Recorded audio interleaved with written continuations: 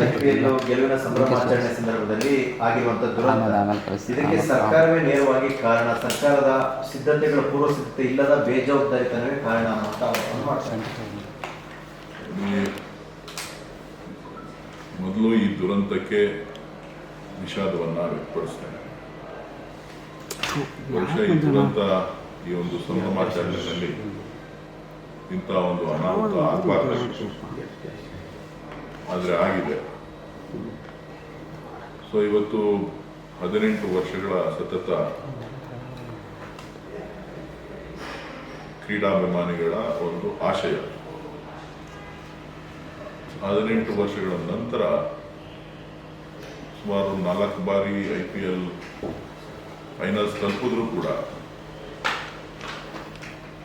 ನಾವು ದಳವನ್ನು ಮುಟ್ಟಲಿಕ್ಕೆ, ಕಪ್ಪನ್ನು ಗೆಲ್ಲಲಿಕ್ಕೆ ಸಾಧ್ಯ ಆಗಿರಲಿಲ್ಲ. ಸೊ ಇಂಥ ಸಂದರ್ಭದಲ್ಲಿ ಇಡೀ ದೇಶದಲ್ಲಿ, ಕರ್ನಾಟಕ ಒಂದೇ ಅಲ್ಲ, ಇಡೀ ದೇಶದಲ್ಲಿ ಕ್ರೀಡಾಭಿಮಾನಿಗಳು RCB ಈ ಬಾರಿ ಕಪ್ ಗೆಲ್ಲಬೇಕು ಅನ್ನುವಂಥ ಒಂದು ಪ್ರಾರ್ಥನೆಯನ್ನು ಕೂಡ ಮಾಡಿದ್ರು. ಸೊ ಅದರಂತೆ ಕಪ್ಪು ಗೆದ್ದಾದ ಮೇಲೆ ಇವತ್ತು ಏನು ಅಚಾತುರ್ಯ ಘಟನೆಗಳು, ಸುಮಾರು 11 ಜನ ಕ್ರೀಡಾಭಿಮಾನಿಗಳು ಇವತ್ತು ಸಾವನ್ನಪ್ಪಿದ್ದಾರೆ. ಬಹುಶಃ ಅದು ಆ ಕುಟುಂಬಕ್ಕಿರ್ಬೋದು, ಕ್ರೀಡಾ ಕ್ಷೇತ್ರಕ್ಕೆ ಒಂದು ಕಪ್ಪು ಚುಕ್ಕೆ ಅಂತೇಳಿ ನಾನು ಭಾವಿಸಿದ್ದೇನೆ. ಯಾರು ಲೋಪದೋಷ ಅನ್ನೋದಕ್ಕಿಂತ ಕೆಲವೊಂದು ಮುನ್ನೆಚ್ಚರಿಕೆ ಕ್ರಮಗಳನ್ನು ತೆಗೆದುಕೊಳ್ಬೇಕಾಗಿತ್ತು, ಅಥವಾ ಕಾಲಾವಕಾಶವನ್ನು ತೆಗೆದುಕೊಂಡು ಈ ಒಂದು ಪ್ರೊಸೆಷನ್ ಅನ್ನ ಅಥವಾ ಕಾರ್ಯಕ್ರಮವನ್ನು ನಿಯೋಜನೆ ಮಾಡಬೇಕಾಗಿತ್ತು ಆಯೋಜಕರು. ಆದರೆ ಆತುರಾತ್ರದಲ್ಲಿ ಆದಂಥ ಈ ಒಂದು ಸಂಭ್ರಮಾಚರಣೆ ಇವತ್ತು ದುರ್ಘಟನೆಗೆ ಕಾರಣ ಆಗಿದೆ.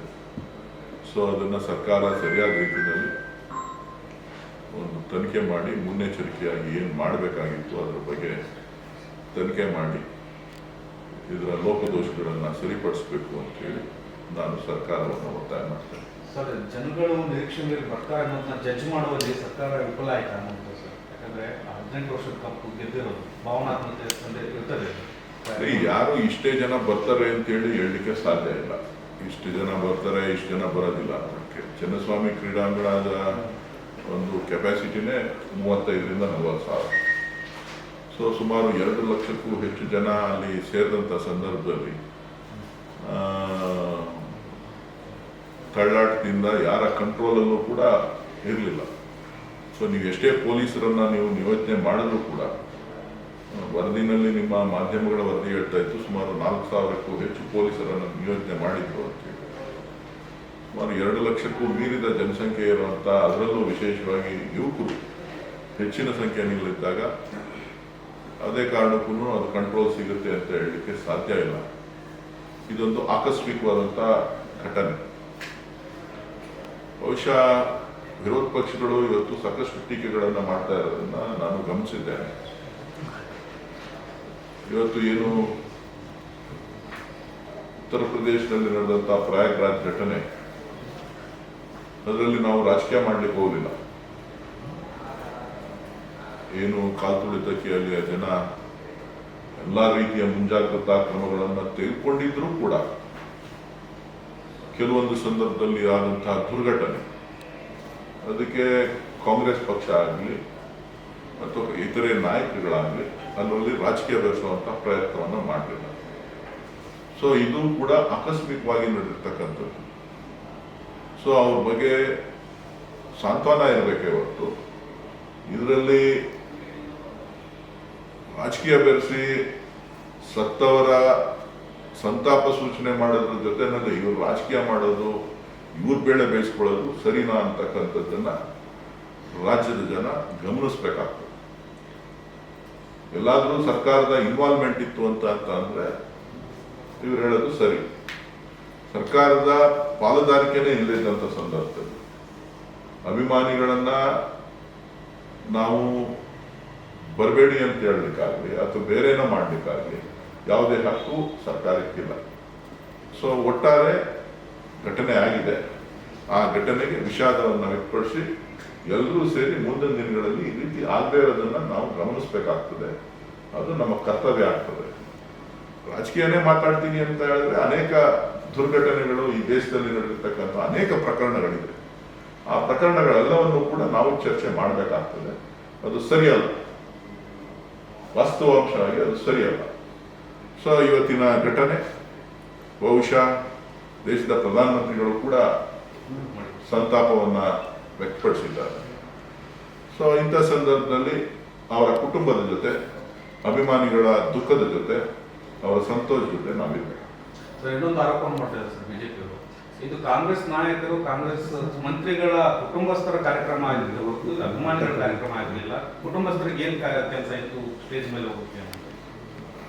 ಬಿಜೆಪಿಯವ್ರು ಬೇರೆ ಕೆಲಸ ಇಲ್ಲ ರೀ. ಬಿಜೆಪಿಯವ್ರು ಮಲಗಿದ್ರು, ಈಗ ಎದ್ದಿದ್ದಾರೆ, ಏನ್ ಮಾಡಕ್ಕಾಗುತ್ತೆ?